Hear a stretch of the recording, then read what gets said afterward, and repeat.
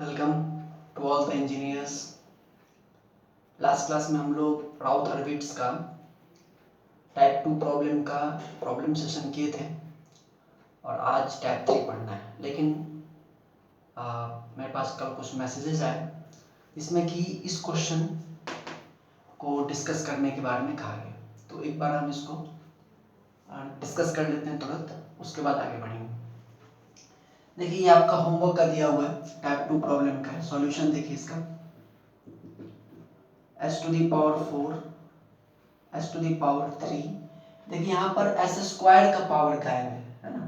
तो अगर आप इसको सिंप्लीफाई करेंगे तो इसको हम लोग ऐसे भी लिख सकते हैं, कैरेक्टरिस्टिक इक्वेशन को s to the power 4 plus s cube plus 0 into S square minus s minus 1 equal to 0।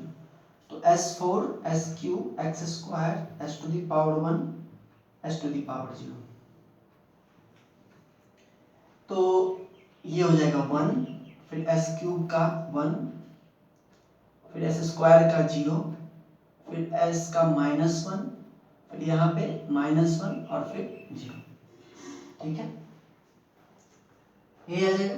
अब इसके आगे देखेंगे तो 1 इंटू 0 है ना, और माइनस ऑफ -1, तो माइनस माइनस 1 प्लस 1 हो जाएगा बाई 1, तो यहाँ पर हो जाएगा 1।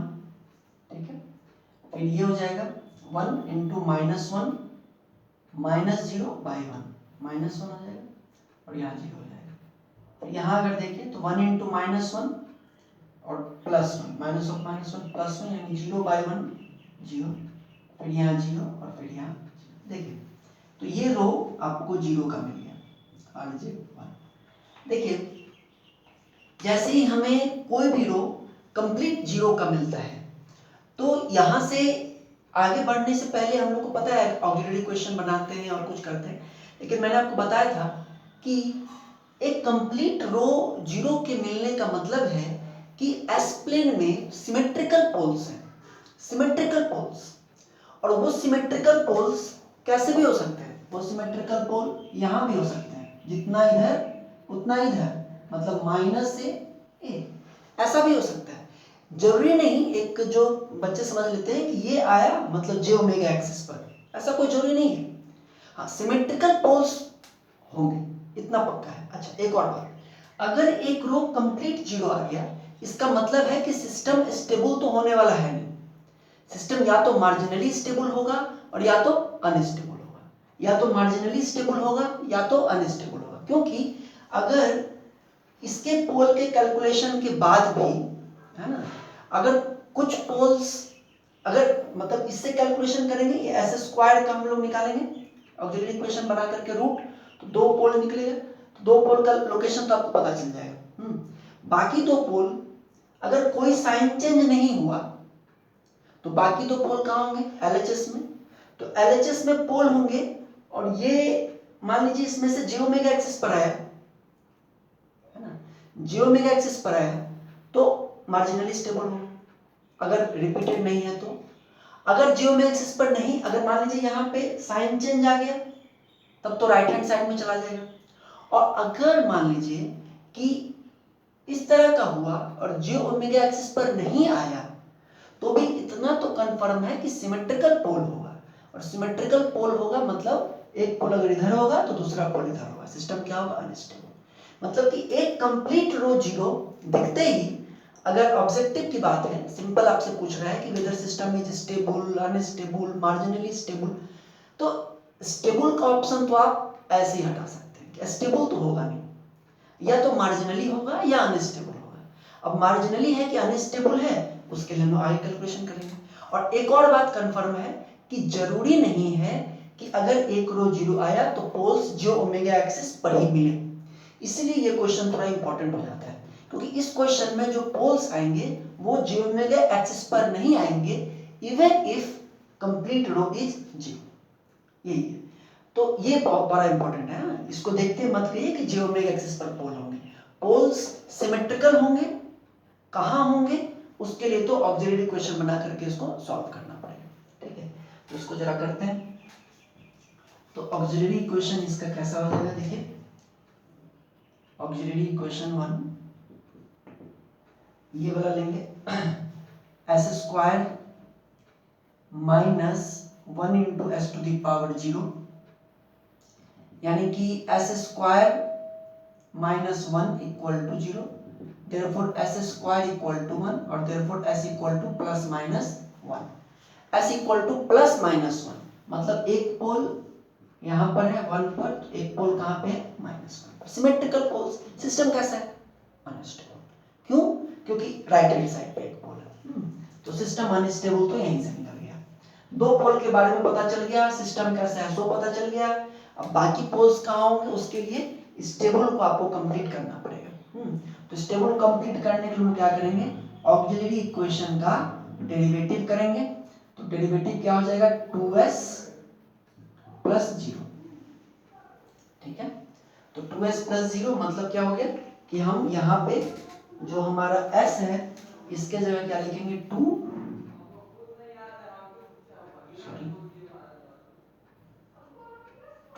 यहाँ पे 0 और ये 0।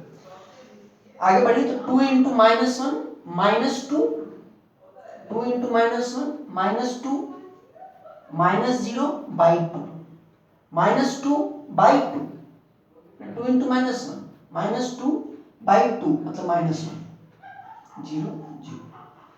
तो आप देखिए कि यहां पर एक साइन चेंज आपको दिख रहा है, प्लस प्लस प्लस कोई साइन चेंज नहीं, प्लस प्लस कोई साइन चेंज नहीं, प्लस प्लस कोई साइन चेंज नहीं, लेकिन प्लस से माइनस यहां पर एक साइन चेंज है,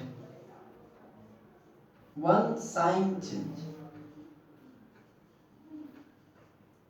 Therefore, one pole on RHS, एक पोल कहाँ होगा?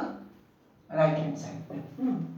मतलब इन दोनों के अलावा, है ना, ये दोनों तो है ही, ये दोनों तो हमको यहां से निकला, इन दोनों के अलावा एक और पोल होगा RHS पे,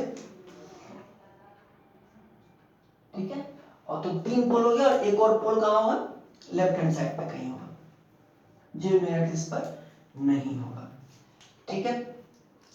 तो यहां से आपको ये चीज पता चला इस इक्वेशन के बाद अनस्टेबल। एक और बड़ा इसको आप एक और बड़ा इंटरेस्टिंग क्वेश्चन उठता है कि अगर मान लीजिए कि जो हमारा कैरेक्टरिस्टिक इक्वेशन है वो कुछ इस तरह से है अरेंज्ड, या कुछ इस तरह से हुआ, सपोज कि ये जो लास्ट रो है ये रो 0 हो गया, 0 0 0।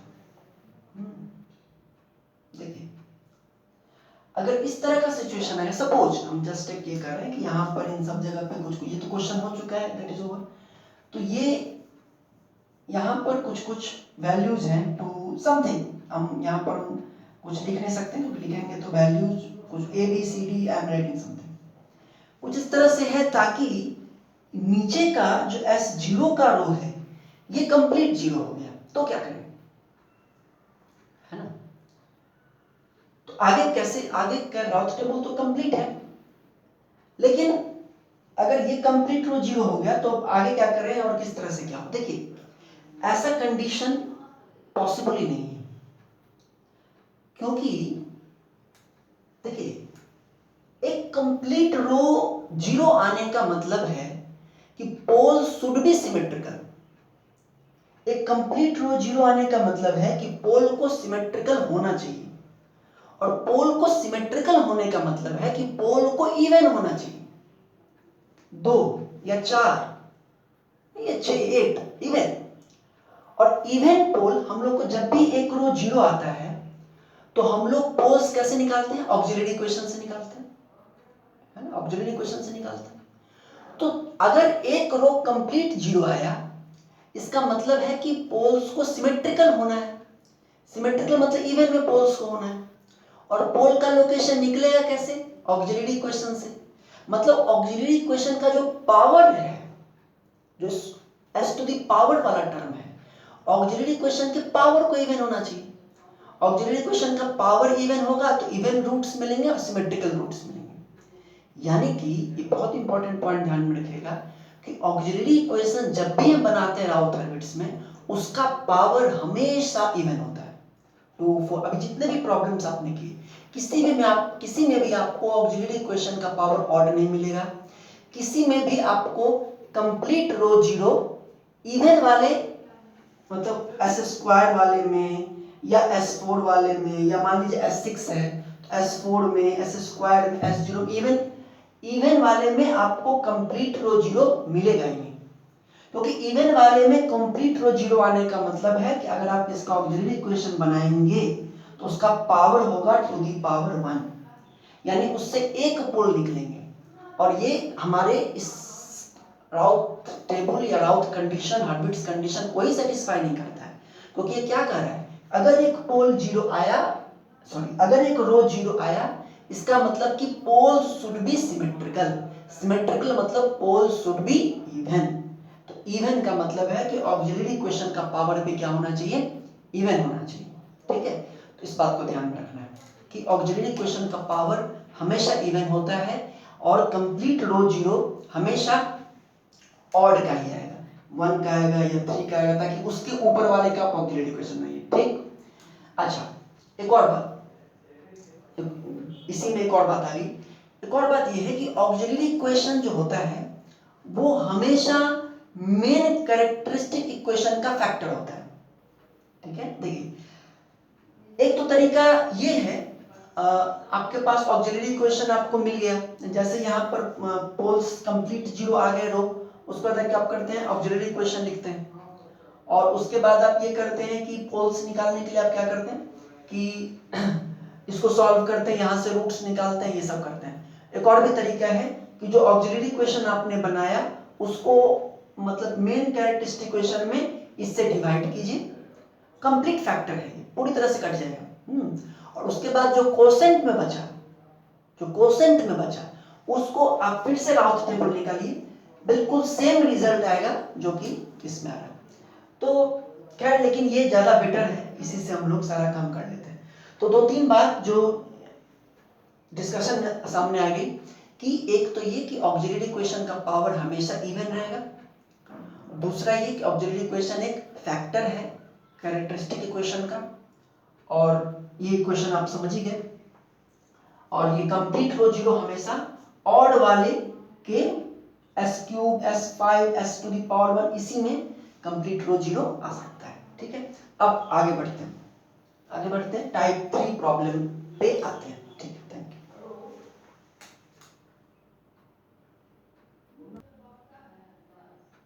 तो देखिए टाइप 2 प्रॉब्लम हमने देख लिया, और उसमें हमने ये देखा कि आपका अगर एक रो जीरो आता है तो सिमेट्रिकल पोल आएगा, यानी कि सिमेट्रिकल पोल मतलब पोल कहीं भी हो सकता है, सिमेट्रिकल होगा। ये दोनों भी, एक ऐसा भी हो सकता है, ऐसा भी हो सकता है, और ऐसा भी हो सकता है कि कॉम्प्लेक्स कंजुगेट पोल्स है ना, मतलब कि ये एक इधर एक बन रहा है तो सिमिलरली इधर एक बन रहा है, ऐसा भी हो सकता है। तो ये बहुत ही लेंथी टाइप का प्रॉब्लम्स है, इसमें नहीं जाना है, लेकिन इस तरह के पोल्स होंगे। क्या एक और टाइप का प्रॉब्लम जो कि राउथ हर्विट्ज में बड़ा इंपॉर्टेंस रखता है और पूछा जाता है, वो है ये टाइप 3 प्रॉब्लम। इसका मैंने एक क्वेश्चन आपको दिया है, आइए इसको लेकर के आगे बढ़ते हैं और देखते हैं कैसे बनाएंगे। इसको जब हम लोग सॉल्व करेंगे तो s to the power 4 s to the power cube s square s to the power 1 s to the power 0। अब देखिए ये 1 तो यहाँ 1 लिखेंगे, 2 यहाँ 2 लिखेंगे, 2 यहाँ 2 लिखेंगे, यहाँ 4 लिखेंगे, यहाँ 8 और यहाँ 0। ठीक है, अब देखिए इस रो को भरते हैं, 2 इंटू 2 4 और 4 माइनस 4 इंटू 1 4, 4 माइनस 4 0/2, यहाँ क्या हो गया 0। तो लग रहा है कि हो सकता है कि ये रो कंप्लीट 0 हो जाए, देखते हैं। आगे बढ़िए, 2 इंटू 8 माइनस 0/2, 2 इंटू 8 माइनस 0/2 यानी कि 8, 2 इंटू 8 माइनस 0/2 यानी कि 8, और उसके बाद 0। अब देखिए, अब यहाँ पहुंच गए, कंप्लीट रो तो 0 नहीं आया। अब लेकिन समस्या ये है कि आप आगे नहीं बढ़ सकते, है ना, इसके बाद आगे कैसे बढ़ेंगे, 0 इंटू 4 0, माइनस 2 इंटू 8 0 माइनस 16 हो जाएगा, माइनस 60 डिवाइडेड बाई 0 इन्फिनिटी हो जाएगा, है नहीं। अब आप फिर से राउथ टेबल आपका ब्रेक हो गया, आप आगे नहीं बढ़ सकते। तो इस तरह का प्रॉब्लम, जबकि आपको फर्स्ट कॉलम का कोई फर्स्ट कॉलम में कोई भी किसी भी रो में, फर्स्ट कॉलम में किसी भी रो में अगर जीरो आ जाए और उस रो के बाकी एलिमेंट्स में से कोई एक भी जीरो ना हो, मतलब जैसे यहाँ देखिए ये जीरो है, ये 8 है, ये ऐसा भी हो सकता था 0 8 6 समथिंग। फर्स्ट कॉलम के मतलब कि किसी भी रो के फर्स्ट कॉलम का एलिमेंट अगर जीरो हो जाए और बाकी उस रो में जितने भी एलिमेंट है उसमें से अगर कोई एक भी नॉन जीरो है तो ये बन जाता है टाइप 3 का प्रॉब्लम, क्योंकि अगर सभी जीरो हो जाएंगे तो वो टाइप 2 का प्रॉब्लम है ना। First column of any row अगर एलिमेंट जीरो हो जाता है और उस रो का कोई भी एलिमेंट अगर है नॉन जीरो तो हम आ जाते हैं टाइप 3 प्रॉब्लम्स पे। अब आगे कैसे बढ़ें, इस सिस्टम की स्टेबिलिटी कैसे निकालें। तो सबसे पहले तो हम आपको ये बता दें कि जैसे कि टाइप 2 में एक कंप्लीट रो जीरो आता था तो हम लोग ये कह देते थे कि भाई ये जो जिस भी सिस्टम का कैरेक्टरिस्टिक इक्वेशन है ये सिस्टम स्टेबल तो नहीं है, that can be marginally stable, that can be unstable, लेकिन स्टेबल तो बिल्कुल भी नहीं है। लेकिन टाइप 3 में हम लोग ऐसा कुछ भी नहीं कर सकते। ये जीरो क्यों आया है, ये इसके कैरेक्टरिस्टिक इक्वेशन के जो कोएफिशिएंट्स हैं ये कोएफिशिएंट कुछ इस तरह के हैं कि यहाँ पे आपका ये वैल्यू जीरो आ गया। अच्छा एक और बात जो मिस हो गई बताना था पहले ही, देखिए एक और बहुत छोटा सा बात है, एक और इम्पोर्टेंट वहाँ है, मतलब कहीं भी आप यूज कर सकते हैं राउथ टेबल में। देखिए जैसे कि आप इस रो में देखिए, है ना, इस रो में ये 2 है ये 4 है, ठीक है ना। अगर आप इस रो के जैसे ये 2 और 4 दोनों 2 से डिविजिबल है आराम से, तो आप अगर जैसे इसमें तो कैलकुलेशन बहुत आसान था, लेकिन अगर मल्टीप्लिकेशन वगैरह अगर काफी लंबा जा रहा है और ऐसा पॉसिबल है कि कोई रो के सारे एलिमेंट किसी पॉजिटिव कांस्टेंट से डिविजिबल हैं तो आप उनको डिवाइड कर सकते हैं, रिजल्ट विल नॉट डिफर। समझ रही बात, जैसे कि यहाँ पर 2 और 4 दोनों ही 2 से डिविजिबल है तो आप इसके जगह 1 लिख सकते हैं, इसके जगह 2 लिख सकते हैं, रिजल्ट में डिफरेंस नहीं आएगा। समझ रहे ना। तो ये आपके कैलकुलेशन में थोड़ा सा हेल्प करेगा, लंबा लंबा अगर बहुत ही लार्ज वैल्यूज आ रहा है तो वहां पे अगर वो किसी लार्ज वैल्यू से कट सकता है तो हम उसको काट करके छोटा कर सकते हैं, कैलकुलेशन आसान कर सकते हैं, रिजल्ट में कोई भी डिफरेंस नहीं है। लेकिन ध्यान में रखना है कि सभी को किसी एक ही पॉजिटिव नंबर से डिवाइड करना है, ठीक है। अब नहीं अगर आपके पास कैलकुलेटर अवेलेबल है आप ऐसे कर सकते हैं तो ऐसे नहीं कर सकते हैं, तो ध्यान में आ गई बात, इसलिए ये हमने बता दिया। तो देखिए कि यहाँ पर था 2 और यहाँ पर था 4। अब हम पढ़ते हैं इसमें, अब क्या करें। हाँ तो हम ये कह रहे थे कि ये जीरो आने का कोई मतलब नहीं है कि इससे कुछ अभी कुछ पता चल जाए, ऐसा कुछ नहीं है। ये कोएफिशिएंट कुछ इस तरह से डिजाइन है कि ये जीरो आ गया। अब आगे कैसे बढ़े, तो इस टाइप के प्रॉब्लम्स को बनाने का 2 तरीका है, हम लोग दोनों ही तरीका सीखेंगे और उसके बाद कुछ न्यूमेरिकल्स आपको होमवर्क देंगे, लेकिन इसके दो मेथड्स हैं। एक मेथड फर्स्ट देखते हैं पहले। फर्स्ट मेथड कहते हैं रिप्लेसिंग जीरो बाय एप्सिलॉन, है ना। जीरो को एप्सिलॉन से रिप्लेस करते हैं, where epsilon is a positive value very close to zero और एप्सिलॉन टेंड्स टू जीरो, है ना। या आप ऐसे भी लिख सकते हैं limit epsilon tends to zero, epsilon पे भी लगा सकते हैं, ऐसे करें या फिर सिंपली ऐसे समझें तो भी कोई दिक्कत नहीं, एप्सिलॉन टेंड्स टू जीरो। मतलब कि जब भी टाइप 3 प्रॉब्लम में आपको यहाँ पे 0 आ गया, तो ये जो 0 है, देखिए इस कॉलम के एलिमेंट्स को पाइवट एलिमेंट भी कहा जाता है, PIVOT, पाइवट एलिमेंट। तो जब भी आपको कोई पाइवट एलिमेंट 0 मिल गया और बाकी इसमें कुछ तो टाइप 3 का प्रॉब्लम है, तो इसको सॉल्व करने का एक तरीका ये है कि 0 की जगह आप इसको रिप्लेस करें एक दूसरे नंबर से, जिसको कहा गया है जीटा। जीटा कहिए, एप्सिलॉन कहिए, कुछ लोग जीटा करते हैं, कुछ एप्सिलॉन करते हैं, कुछ सिग्मा भी करते हैं, तो ये एप्सिलॉन स्टैंडर्ड बोलते हैं, एप्सिलॉन। इसको आप रिप्लेस करें एप्सिलॉन से, where epsilon tends to 0। Epsilon कोई पॉजिटिव वैल्यू है जो कि 0 से जस्ट ज्यादा है, जस्ट वैल्यू ज्यादा है। देखिए एक्चुअली में आप चाहे तो इसको निगेटिव भी मान सकते हैं। हमने यहाँ पर कहा ना पॉजिटिव वैल्यू, इसको निगेटिव भी मान सकते हैं, रिजल्ट्स में कोई अंतर नहीं आएगा, फाइनल रिजल्ट सेम आएगा। लेकिन पॉजिटिव मानने से कैलकुलेशन में आसानी होती है, इसलिए लोग पॉजिटिव मानते हैं। एक बात। दूसरी बात, ये एजम्पशन ऐसा क्यों लिया गया, क्योंकि देखिए ये जो कैरेक्टरिस्टिक इक्वेशन है, इसके कोएफिशिएंट्स कुछ इस तरह से एडजस्टेड हैं, कुछ वैल्यूज उनकी ऐसी है कि यहाँ पर 0 आ गए, है ना। तो इसको यहाँ पर एप्सिलॉन रखने का कंसेप्ट ये है कि अगर इन कोएफिशिएंट्स की वैल्यू को थोड़ा सा चेंज भी किया जाए, है ना। हमारा फोकस क्या है, हम चाहते क्या है इसमें, हमारा पर्पस है स्टेबिलिटी निकालना। हमको ये पता करना है कि ये सिस्टम स्टेबल है कि नहीं। वो कैसे पता चलेगा, पोल के लोकेशन से पता चलेगा कि पोल कहाँ है, उसके लोकेशन से पता चलेगा कि स्टेबिलिटी है कि नहीं। तो इस एप्सिलॉन मानने का कंसेप्ट ये है कि ये सिस्टम किसी सिस्टम का कैरेक्टरिस्टिक इक्वेशन है, इसका कुछ पोल लोकेशन होगा जो कि हमको नहीं पता है, इसके पोल लोकेशन हमको नहीं पता है, वही तो पता करना है।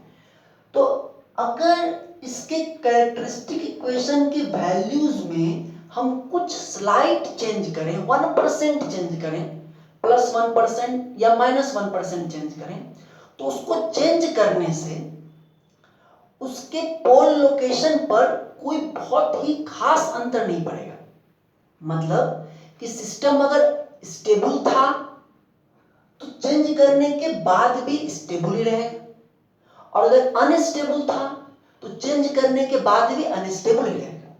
लेकिन चेंज करने से होगा ये कि यहाँ पर 0 आने से जो हम लोग फंस जा रहे थे, आगे राउथ टेबल नहीं बढ़ पा रहा था, तो अगर हम इसमें कुछ चेंज कर दिए तो यहाँ 0 नहीं आएगा, उससे कुछ वैल्यू अगर हम इंक्रीमेंट करेंगे तो कुछ ज्यादा आएगा, और डिक्रीमेंट करेंगे तो कुछ कम आएगा, जीटा एप्सिलॉन जिसको हम लोग कह रहे हैं। और उससे होगा ये कि राउथ टेबल कंप्लीट बन जाएगा और हम ये पता कर लेंगे कि सिस्टम स्टेबल है कि अनस्टेबल है। बात समझ में आ रही है? यानी कि समझिए बात को इंपॉर्टेंट से कि ये पहला मेथड जो है आपको ये कहता है कि जहां भी पाइवट एलिमेंट अगर 0 है तो उसको एक पॉजिटिव वैल्यू एप्सिलॉन से रिप्लेस करेंगे, जहां एप्सिलॉन बहुत ही क्लोज है 0 के। ऐसा करने के पीछे क्या कंसेप्ट है, कंसेप्ट ये है कि ये जो कैरेक्टरिस्टिक इक्वेशन है इसके हिसाब से इसके पोल का कुछ लोकेशन होगा। ऐसा कुछ हो सकता है कि मान लीजिए एक पोल यहाँ है ना, कुछ इस तरह का, या कितने इसमें 4 पोल, सपोज कि 4 पोल कुछ इस तरह से हैं, यहाँ पर है, ठीक है ना, मल्टीपल पोल्स यहाँ पर सपोज। तो अगर हम इसकी वैल्यूज, ये वैल्यूज कुछ इस तरह से क्या 0 आ गया, अगर इन वैल्यूज को थोड़ा चेंज भी करें तो भी इनके पोल लोकेशन पे बहुत कोई डिफरेंस नहीं होगा। मतलब कि इसकी स्टेबिलिटी पे बहुत कुछ डिफरेंस नहीं होगा, लेकिन फायदा ये होगा कि आपको ये जो 0 है ये 0 न रह करके कुछ और वैल्यू हो जाएगी, जिसको हम लोग यहाँ एप्सिलॉन मान रहे हैं, और calculations will be easy, calculation easy हो जाएगा, राउथ टेबल बन जाएगा। बात समझ में आ रही है? तो ये बड़ा ही इंपॉर्टेंट ये कारण, मैंने आपको इसका कारण बताया कि जीटा लोग क्यों एप्सिलॉन क्यों लेते हैं। हालांकि प्रोसेस बहुत सिंपल है, आप 0 आया उसके जगह कोई जीटा मान लेंगे, जीटा टेंड्स टू 0 मान लेंगे, और इसके बाद क्या करेंगे, आगे बढ़ जाएंगे, है ना, कैलकुलेशन आगे बढ़ जाएंगे। और आगे ये तो पॉजिटिव ही है, माइनस, ये प्लस प्लस, ये तो पॉजिटिव ही है। अब आगे का जो भी यहाँ वैल्यू आएगा वो जीटा के टर्म्स में आएगा। उसके बाद वहां पर क्या करेंगे, जीटा टेंड्स टू 0 पुट करके वैल्यू पता करेंगे कि वो पॉजिटिव है कि निगेटिव है। आइए करते हैं, ध्यान से देखिएगा। अब यहाँ पे देखें, अगर जीटा के टर्म में, तो ये यहाँ पर वैल्यू क्या हो जाएगी, 4 इंटू जीटा, यानी 4 zeta minus 16 by zeta, 4 zeta minus 16 by zeta. यहां पर क्या हो जाएगा, जीटा इंटू 0 और माइनस 0 बाई जीटा, तो 0 0। देखिए 4 जीटा माइनस 16 बाई जीटा, है ना, ये वैल्यू पॉजिटिव होगी कि निगेटिव होगी। तो देखिए limit zeta tends to 0, 4 zeta minus 16 by zeta equal to कितना होगा, सोचिए। जीटा अगर हम 0 पुट करें तो देखिए यहां पे 4 जीटा, ये वैल्यू 4 जीटा मतलब क्या है कि ये बहुत ही स्मॉल वैल्यू है, जीटा टेंड्स टू 0, तो ये लगभग 0 के बराबर हो जाएगा। अब माइनस 16 मतलब ये ऊपर का टर्म पूरा का पूरा क्या होगा, निगेटिव। हम लोग को मैग्नीट्यूड से कोई मतलब नहीं है, साइन से मतलब है, पोल लोकेशन मतलब साइन से मतलब है। तो ये 4 जीटा मतलब जीटा टेंड्स टू 0 मतलब ये वैल्यू बहुत स्मॉल, 4 जीटा बहुत स्मॉल, क्योंकि 4 इंटू 0.00001, तो it will be very small. Minus 16 मतलब ऊपर वाला टर्म पूरा का पूरा निगेटिव और नीचे वाला टर्म पॉजिटिव, तो ये क्या आएगा, निगेटिव। यानी कि ये जो पूरी की पूरी वैल्यू है, दिस वैल्यू इज निगेटिव, है ना। साइड में आप बनाएंगे, इसको करेंगे और यहां लिखेंगे this whole value is negative. यहां की वैल्यू क्या होगी, 4 zeta minus 16 by zeta into 8 minus 0 by this, तो ये होल वैल्यू कितना हो जाएगा, 8 0 0। ठीक है, तो देखिए ये राउथ टेबल आपका कंप्लीट हो गया, है ना। और अब आते हैं इसके एनालिसिस पर, पहले कॉलम के डाटास के ऊपर। तो पॉजिटिव, यहां पे पॉजिटिव है, यहां पे पॉजिटिव है, जीटा भी पॉजिटिव है, और ये वैल्यू क्या हो गई, नेगेटिव। तो यहां से यहां में एक साइन चेंज हुआ, one sine change,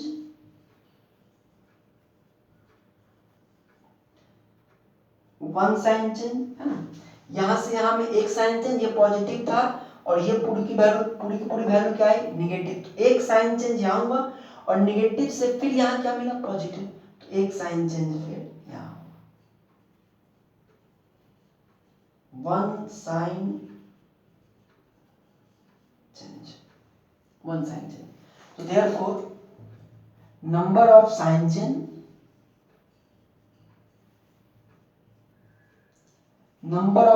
change equal to 2। कितना नंबर ऑफ साइन चेंज है, 2 नंबर ऑफ साइन चेंज है, number of sign change equal to 2। therefore number of poles on RHS 2, 2 pole हो जाएंगे RHS पर, and therefore number of poles on LHS पे भी कितना होंगे, 2 पोल, ठीक है ना। तो 2 पोल RHS पर आ गए, 2 पोल LHS पर आ गए, मतलब कि सिस्टम इज अनस्टेबल, समझ में आया। तो ये है एक तरीका, वन मेथड कि किस तरह से हम लोग इसको सॉल्व करते हैं। अगर पाइवट एलिमेंट 0 आ गया तो इसको कुछ मान लीजिए कि ये कुछ पॉजिटिव वैल्यू है, something greater than 0, just greater than 0, tends to 0, 0.0001 something, zeta मान लेंगे और वहां से फिर अगला वैल्यू लिखेंगे, है ना। और अगले वैल्यू पे लिमिट जीटा टेंड्स टू 0 लगा करके ये पता करेंगे कि इसका साइन क्या होगा, है ना, निगेटिव होगा कि पॉजिटिव होगा। और उस साइन के हिसाब से फिर हम लोग, मतलब साइन से तो पोल्स का पता चल जाएगा, अगला राउथ टेबल कंप्लीट करने के लिए इसको फिर वैल्यू को नहीं, इस पूरे को यूज करेंगे, इस पूरे को, इसको ये यहां पर जो है उसको नहीं यूज करना है, इस पूरे को यूज करेंगे, this into 8 minus 0 into zeta, है ना, दिस होल, इसको आप अगर के मान लें, है ना, ये पूरा का पूरा अगर के है तो क्या हो जाएगा, के इंटू 8 माइनस 0 बाई के, तो वो क्या आ गया, 8 आ गया। तो तो इस तरह से एक पहले मेथड से हम लोग इस क्वेश्चन को बना सकते हैं और ये पता कर सकते हैं कि सिस्टम स्टेबल है कि अनस्टेबल है, कितने पोल्स कहाँ पर है। अब देखते हैं मेथड 2, जो होमवर्क देंगे उसको आप दोनों मेथड से बना करके चेक करेंगे। आते हैं मेथड 2 पर। 1 minute.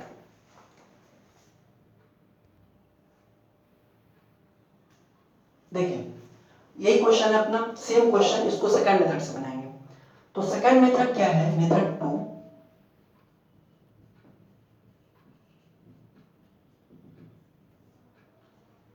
replace S by 1 by Z in characteristic equation and use the equation in Z in Raoult table,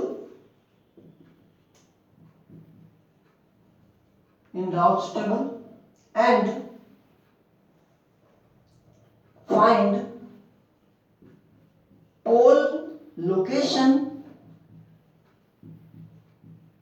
and stability in same way as in S plane. देखिए इसमें क्या कर रहा है मेथड 2 में कि सेकंड मेथड में आप क्या कीजिए कि जो कैरेक्टरिस्टिक इक्वेशन है उसमें s की जगह 1 by z पुट करेंगे। जहां जहां s है ना वहां क्या पुट करेंगे, 1 by z पुट करेंगे। मतलब कि s प्लेन से अब हम आ गए z प्लेन में, है ना।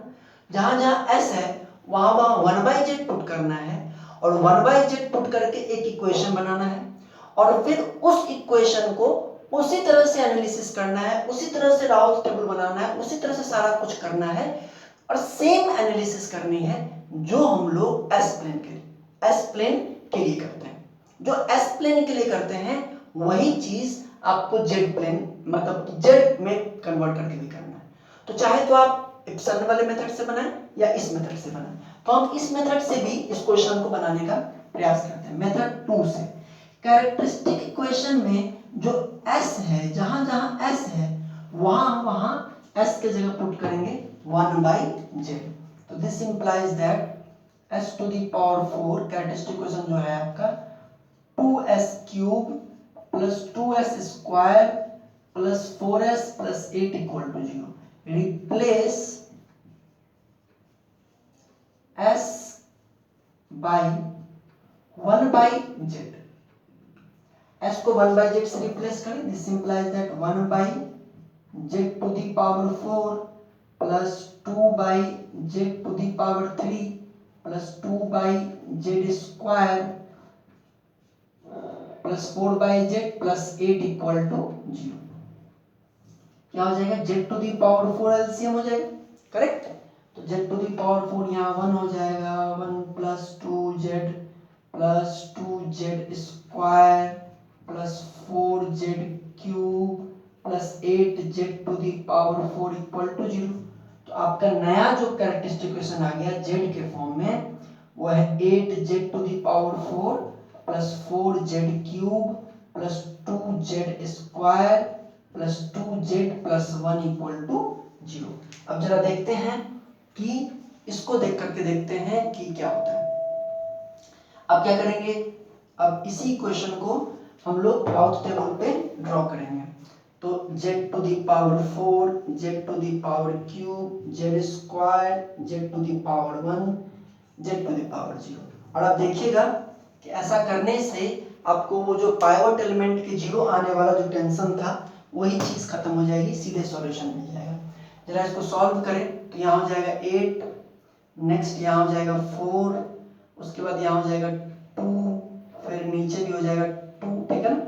8 4 2 2 1 0। आई 4 2 जा 8 और 8 माइनस 16 माइनस 8 बाई 4 माइनस 2, सही है। 8 माइनस 16 माइनस 8 बाई 4 माइनस 2, यहाँ पर 4 1 जा 4 -0/4 1 0, ठीक है। साइन चेंज हुआ एक बार। अब आते हैं यहाँ -2 × 2 -4 और -4 -4 -4 -8/-2 -8/-2 मतलब 4।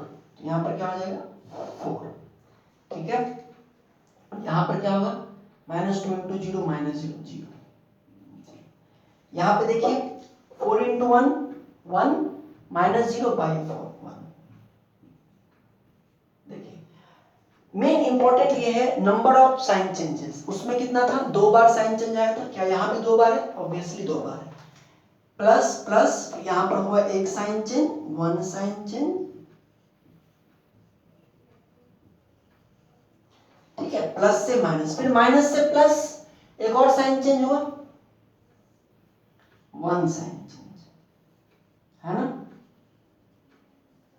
तो therefore number of sign changes equal to 2, number of sign changes equal to 2, therefore 2 poles on RHS and 2 पोल कहाँ होंगे RHS पर, तो ऑब्वियसली 2 पोल कहाँ होंगे LHS पर, and 2 poles on LHS, system is unstable. System क्या है? अनस्टेबल है, ठीक है। तो ये आपको हो गया टाइप 3 के ये 2 तरह के सॉल्यूशन है। अब आपको कुछ एग्जांपल यहाँ कुछ क्वेश्चन यहाँ लिख रहे हैं, उनको आप बना के रखेंगे। नेक्स्ट क्लास में हम लोग उसमें से कुछ को सॉल्व करेंगे और नेक्स्ट इसका अगला टाइप पढ़ेंगे कंडीशनल स्टेबिलिटी, ठीक है। 1 मिनट, ठीक है। तो ये आपके लिए प्रॉब्लम्स है ना। Question number 1 s⁵ 5 + s⁴ + 2s³ + 2s² + 3s + 5, फिर ये s5 + s⁴ + 2s³ + 2s² + 3s + 15, third s⁵ 5 + 3s⁴ + 2s³ + 6s² + 6s + 9, और fourth s4 + s³ + 2s² + 2s + 5। तो इन सब क्वेश्चंस को बनाइए और क्वेश्चन बैंक से भी जो भी क्वेश्चन है B K Mehta, R K. Rajput, J B. Gupta से जो भी राउत रेबिट से क्वेश्चन है वो सब बनाइए। इसका एक लास्ट टाइप जो बच गया कंडीशनल स्टेबिलिटी, उसमें कुछ क्वेश्चन इंपॉर्टेंट है, उसको हम लोग अगले क्लास में पढ़ेंगे और आगे बढ़ेंगे, ठीक है। Thank you very much.